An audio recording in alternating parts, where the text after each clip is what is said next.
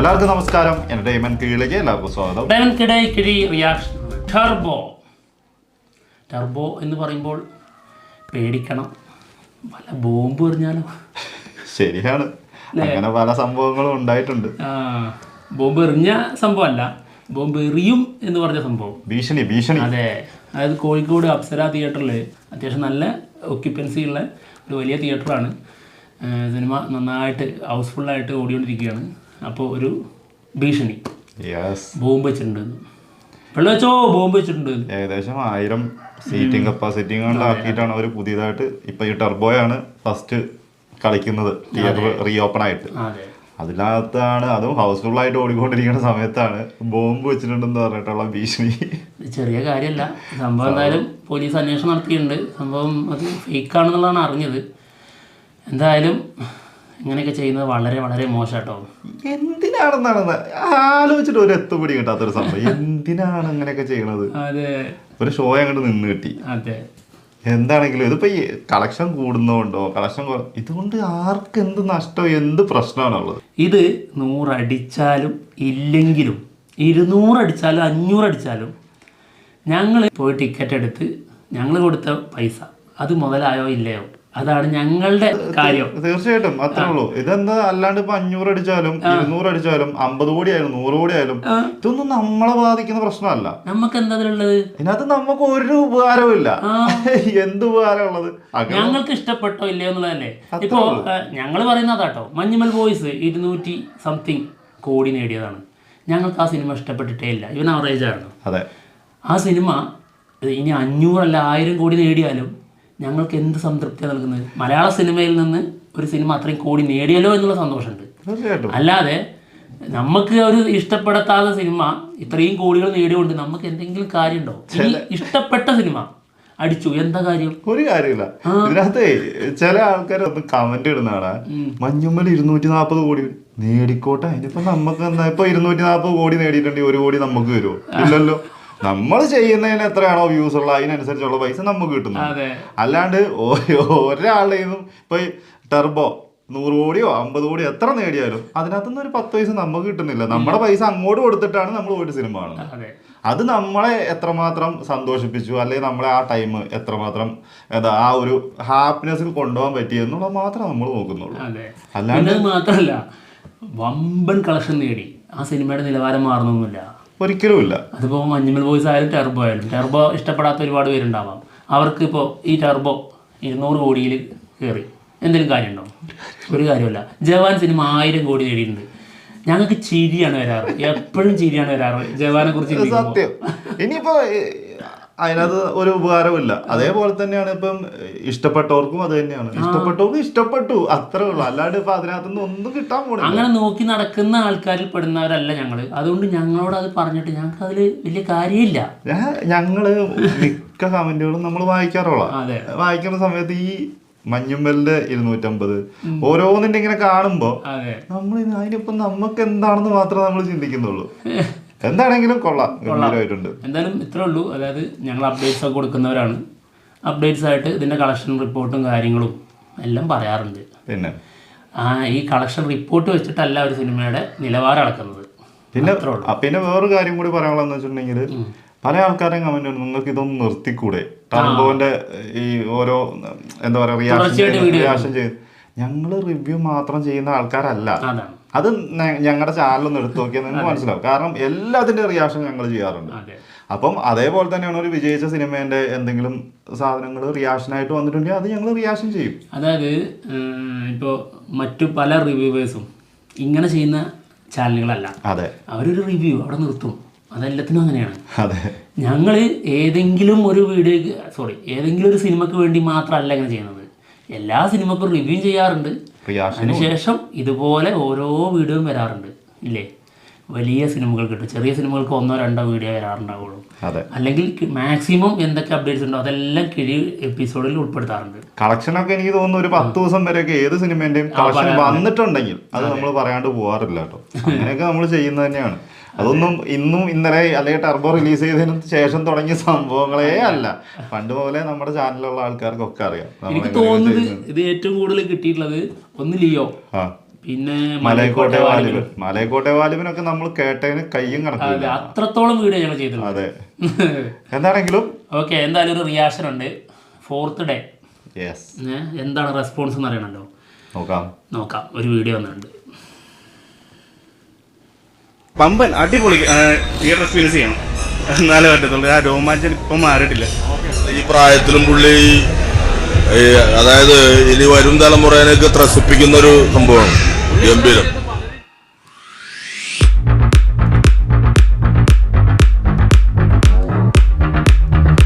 ഒരു കാര്യം പറയാണ്ട്, അതായത് മമ്മൂട്ടിയുടെ പ്രായമല്ലേ ഇപ്പൊ കണ്ടില്ല പറഞ്ഞത്, മമ്മൂട്ടിയുടെ പ്രായം ചോദിക്കുന്നത് ബോഡി ഷെയ്മിങ് ആണ്. അതായത് പ്രായം പറഞ്ഞ് ആളെ പുകഴ്ത്തേണ്ട അവസ്ഥ ഭീകരാണ് എന്നുള്ള രീതിയിൽ ഒരു അഭിപ്രായം കണ്ടേ. അതിനൊരു മറുപടി, പ്രായം ചോദിക്കുന്നത് ബോഡി ഷെയ്മിങ് ആണോ? ഒരിക്കലും അല്ല. അങ്ങനെയാണെങ്കിൽ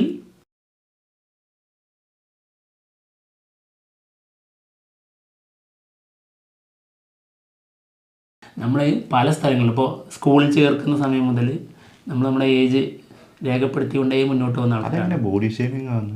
ഒരു ഹോസ്പിറ്റലിൽ പോയി നമുക്ക് മരുന്ന് തരണമെങ്കിൽ നമുക്ക് പ്രായം ചോദിക്കും. അപ്പോൾ ആ ഡോക്ടർ ബോഡി ഷേമിംഗ് അതായത് മുന്നിലിരിക്കുന്ന പേഷ്യന്റിനെ ബോഡി ഷേവിംഗ് ചെയ്യുന്നതാണോ? ഇങ്ങനെ ഒന്നും പറയരുത് കേട്ടോ, വെറുതെ എന്തെങ്കിലുമൊക്കെ വിളിച്ച് പറയരുത്. അത് വളരെ ഞെട്ടിക്കുന്നതാണോ?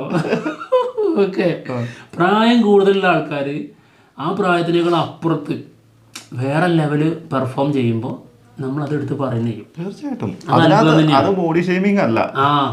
അതിപ്പോ കളിക്കാര് ക്രിക്കറ്റ്, ഫുട്ബോള് ഒക്കെ, അതായത് ഏജിന്റെ അത് വെച്ചിട്ട് ചെറുപ്പക്കാരുടെ കൂടെ കണക്ട് ചെയ്യുന്ന കണ്ടിട്ടില്ലേ? പിന്നെ ഇഷ്ടം പോലെ. ഓക്കെ, സൂപ്പർ പടം. മമ്മൂക്കെല്ലാം പൊളിച്ചിട്ടുണ്ട്. കിട്ടിക്കം പടം. ഫാമിലിയായിട്ട് അടിപൊളി എൻജോയ്മെന്റ്, നല്ല എൻജോയ്മെന്റ്. ഈ കൊല്ലം ഇറങ്ങിയാലും എല്ലാ പടവും അടിപൊളി. ഞങ്ങൾക്ക് എല്ലാവർക്കും ഭയങ്കര ഇഷ്ടമായി, എൻജോയ് ചെയ്തത് നന്നായിട്ട്. നല്ല പടം. സെക്കൻഡ് പാർട്ട് പ്രതീക്ഷിക്കുന്നു. അടിപൊളി, സൂപ്പർ സൂപ്പർ. മമ്മൂക്കയുടെ ലുക്കൊക്കെ പഴയ ഒരു മൊത്തം അടിപൊളിയായിട്ടുണ്ട്, സൂപ്പർ ആയിട്ടുണ്ട്. സെക്കൻഡ് പാർട്ടും ഉണ്ട് ഇതിന്.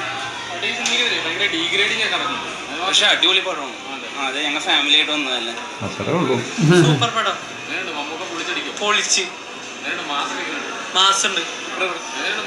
മമ്മൂക്ക അടിപൊളിയാണ്, അടിപൊളി സൂപ്പറാണ്. ഈ സിനിമയെ തകർക്കാൻ പലരും ശ്രമിക്കുന്നൊക്കെ ഉണ്ട്. എന്താണ് സിനിമ സിനിമ സൂപ്പറാണ്, അടിപൊളി സിനിമ. സൺഡേയായിട്ട് തകർക്കണോ? പൊളിച്ചിട്ടുണ്ട്. ആക്ഷൻ കണ്ടാൽ മതി, ആക്ഷന് വേണ്ടി വന്നാൽ മതി, സ്റ്റോറി ഒന്നും നോക്കണ്ട. നല്ല രീതിയിൽ ചെയ്തിട്ടുണ്ട്. ഒന്നോ ആ ഏജിലും നന്നായിട്ട് ചെയ്യണ്ടല്ലോ. സൂപ്പർ. ചുമ്മാ എതിരാളികള് പടം നല്ല സൂപ്പർ ആയിട്ട് രസാ. ഫാമിലിയായിട്ട് എൻജോയ് ചെയ്യാൻ പറ്റി. ആക്ഷനാ നൈസ്, അടിപൊളി.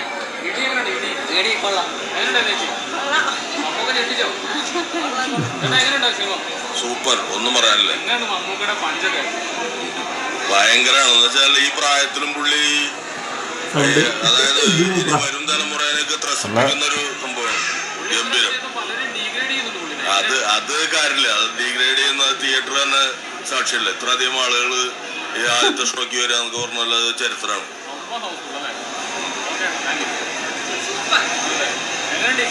നല്ല പടം, മമ്മൂട്ടിയുടെ പടം ഹിറ്റ്.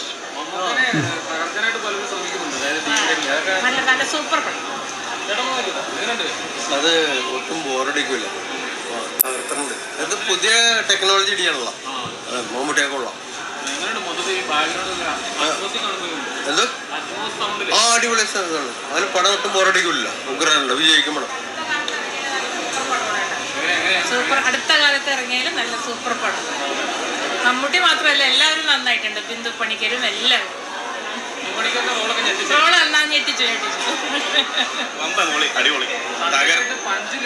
പഞ്ച് ഇപ്പോഴും മാറിയിട്ടില്ല, അടിപൊളിതാണ്. ഒരു രക്ഷയില്ല, പൊളിച്ചു.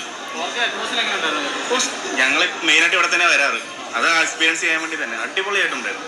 മമ്മൂക്ക എന്ത് പറയണ, BGM, ക്രിസ്റ്റോഫ് സേവർ അടിപൊളി. വൈശാഖിന്റെ ഡയറക്ഷൻ അത് പറയാനില്ല. ചേരേണ്ടവർ തമ്മിൽ ചേർന്നപ്പോൾ അടിപൊളിയായി. അതൊക്കെ നടക്കും, പറഞ്ഞിട്ട് കാര്യമില്ല. നമ്മൾ സിനിമ ലവേഴ്സാണ്. അപ്പോൾ അത് നോക്കിയിട്ട് കാര്യമില്ല, നമ്മൾ പടം കണ്ടിട്ട് മാത്രം റിവ്യൂ പറയുക. അതേ എനിക്ക് പറയാനുള്ളൂ. അടിപൊളി തിയേറ്റർ എക്സ്പീരിയൻസ് ചെയ്യണം. എന്നാലേ പറ്റത്തുള്ളൂ. ആ രോമാഞ്ചം ഇപ്പം മാറിയിട്ടില്ല. അടിപൊളി സൂപ്പർ അടിപൊളി കിൻഡൽ പഞ്ച്. കിൻഡൽ എന്ന് പറഞ്ഞാൽ 1.5 കിൻഡൽ തന്നെ. നല്ല രസമായിരുന്നു എല്ലാം എഫക്ട്സും ആ ഷൂ എനിക്ക് വേണം, ബഡ്ജറ്റിൽ ചെയ്തേക്കുന്ന ഏതോ ഒരു കുട്ടിയുടെ ഷൂ. ഫാമിലി എൻജോയ് ചെയ്തു. എല്ലാവരും സന്തോഷമായിട്ട് അവിടെ നടക്കുന്ന സൗണ്ട് ആ അതെ, കോമഡിയും ബിന്ദു പണിക്കറാണെങ്കിലും നല്ല ഇതായിട്ട് ചെയ്തിട്ടുണ്ട്, നല്ല രസമായിട്ടില്ല. അമ്മയും മോനായിട്ട് നല്ല രസമുണ്ട്. ഇല്ലില്ല, നമ്മുടെ പണ്ട് കാണുന്ന മമ്മൂക്ക പടം പോലെ തന്നെ ഉണ്ട്. നല്ല നമ്മൾ 1 മിനിറ്റ് പോലും ബോറടിക്കില്ല. ആ ഫുൾ ഫാമിലി ആയിട്ടാണ് ഞങ്ങൾ വന്നത്. എല്ലാവർക്കും ഇഷ്ടപ്പെട്ടു, അച്ഛനും അമ്മയ്ക്കൊക്കെ ഇഷ്ടപ്പെട്ടു. മമ്മൂട്ടി വയസ്സംകാലത്ത് അടിച്ചു പൊളിച്ച് ബോഡി ഷേമിങ്. ഇനിയും നല്ല നല്ല ഫിലിമുകൾ ചെയ്യാൻ മമ്മൂട്ടിക്ക് ദീർഘായുസ് നേരുന്നു. അതെ അതെ അതെ അതെ അതെ അതെ അതെ അതെ അടിപൊളി. അതെ ആ നല്ല നല്ല ഇതായിട്ടുള്ള രീതിയിൽ സെറ്റപ്പ്. ആ ബിന്ദു പണിക്കരും കലക്കിയിട്ടുണ്ട്. നല്ല സൂപ്പറായിട്ടുണ്ട് ബിന്ദു പണിക്കർ. അതല്ല ഇല്ല ഇല്ല ഇല്ല ഇല്ല ഇല്ല നല്ല നല്ല ഫിലിമാണ് എന്ന് വെച്ചാൽ അടിപൊളി. കുറച്ച് ഹിസ്റ്ററി ഉണ്ട്, എന്നാലും കഥയും അതുകൂടെ തന്നെ സ്റ്റണ്ടും ഒക്കെ കൂടി ഉണ്ട്. ഇപ്പൊ സ്റ്റണ്ട് ഒരുപാട് നാളായല്ലോ കണ്ടിട്ട് നമ്മള്. അതിലും മമ്മൂട്ടിയുടെ 72-ാം വയസ്സിലും അടിച്ചു പൊളിച്ച്. നല്ല മൂവിയാണ്, മമ്മൂക്കയുടെ ഒരു മാസ് സിനിമ. പിന്നെ നെഗറ്റീവ് പറയാനൊന്നുമില്ല, നല്ല കോമഡിയാണ്. പടം ലാഗില്ലാതെ 2 മണിക്കൂർ സുഖമായിട്ട് കണ്ടിരിക്കും. നെഗറ്റീവ് പറഞ്ഞിട്ടാണ് ഞാൻ വന്നത്. ഫസ്റ്റ് ഹാഫ് ഒക്കെ ബോറാന്നൊക്കെ പറഞ്ഞു, പക്ഷെ കുഴപ്പമൊന്നുമില്ല. ഫസ്റ്റ് ഹാഫ് ഒന്നും കഥയൊന്നും കുഴപ്പമില്ല. മാസ് സിനിമയ്ക്ക് വേണ്ടിയിട്ട് കണ്ട കഥയൊക്കെ തന്നെയാണ്. പക്ഷെ പടം നല്ല എന്താ പറയുക, ആക്ഷനൊക്കെ നല്ല മേക്കിംഗ് ആണ്. ഒരു സെക്കൻഡ് ഹാഫ് ഒരു രക്ഷയില്ല, തീയാണ്. മമ്മൂക്ക് ഒരു രക്ഷയില്ല. പെർഫോമൻസ് എന്ന് പറഞ്ഞാൽ പിന്നെ ഫുള്ള് സ്കിൽസ് ഉണ്ടല്ലോ ഡ്രൈവ് ചെയ്യുന്നത്, ചില സീനൊക്കെ ഒരു രക്ഷയില്ല. അത്രേ ഉള്ളൂ. ഇത് പ്രേക്ഷകരോട് ചോദിക്കുന്നില്ലേ ആ ചോദ്യമാണ്. അത് അത്രേ ഉള്ളൂ ഉത്തരം. അതായത് നെഗറ്റീവ് റിവ്യൂ വന്നുകൊണ്ട് എന്തെങ്കിലും പ്രശ്നമുണ്ടോ? ഒരു പ്രശ്നം നല്ലതാണോ സിനിമ ജനങ്ങൾ പോയി കാണുക തന്നെ ചെയ്യും, അല്ലാണ്ട് വേറെ കൂടുതലൊന്നുമില്ല. അതിന് ഉദാഹരണം നമ്മൾ വേറെ ഏതെങ്കിലും സിനിമയല്ല പറയുന്നത്, മഞ്ഞുമൽ ബോയ്സ്. തീർച്ചയായിട്ടും റിവ്യൂ നമ്മൾ നെഗറ്റീവ് പറഞ്ഞ റിവ്യൂ ആണ്. നമ്മുടെ റിവ്യൂ കണ്ടിട്ട് എത്ര പേരെ പോവാണ്ടിരുന്നിട്ടുണ്ടോ? ഒരിക്കലും ഇല്ല. 2-3 പ്രാവശ്യം പോയി കണ്ടിട്ടുണ്ടാവും. പോയിട്ട് നമുക്ക് മറുപടി വന്നിട്ടുണ്ട്. പോയിട്ട് വരാത്തെറി വിളിക്കും കൂട്ടത്തോടെ. അതെ, മറ്റുള്ളത് എല്ലാവർക്കും ഒരുമിച്ച് കൊടുക്കാറുണ്ടല്ലോ. അപ്പോൾ ടർബോ സിനിമക്ക് പോസിറ്റീവ് പറഞ്ഞത് എണ്ണത്തിൽ കുറവാണ്, നെഗറ്റീവ് ആണ് കൂടുതൽ റിവ്യൂസ്. അപ്പോൾ എല്ലാവർക്കും കൊടുക്കണം. ആളുണ്ടായിരുന്നു, കമ്പനിക്ക് ആൾക്കാരുണ്ടായിരുന്നു. ഇത് കമ്പനിക്ക് ഒറ്റയ്ക്ക് ഏറ്റുവാങ്ങിയ ആൾക്കാരാ. ഒറ്റയ്ക്കല്ല, ഞങ്ങൾ 2 പേരും. എന്താണെങ്കിലും അത്രയൊക്കെ തന്നെ ഉള്ളൂ സിനിമേന്റെ കാര്യം. ഇപ്പൊ ഗുരുവായൂർ അമ്പലനടയിൽ അതെ ഞങ്ങൾക്ക് ഇഷ്ടപ്പെടാത്ത സിനിമയാണ്, 2 പേർക്ക് ഇഷ്ടപ്പെട്ടിട്ടില്ല. സിനിമ 70 കോടിയായി. അതെ, അതിനകത്ത് ഇപ്പൊ എന്താ ഇത്ര ഉള്ളൂ, വേറെ ഒന്നുമില്ല പറയാൻ. ഞങ്ങൾ എന്തായാലും പോവാണ്. വിശേഷങ്ങളായിട്ട് ഉടനെ കാണാം. Bye bye.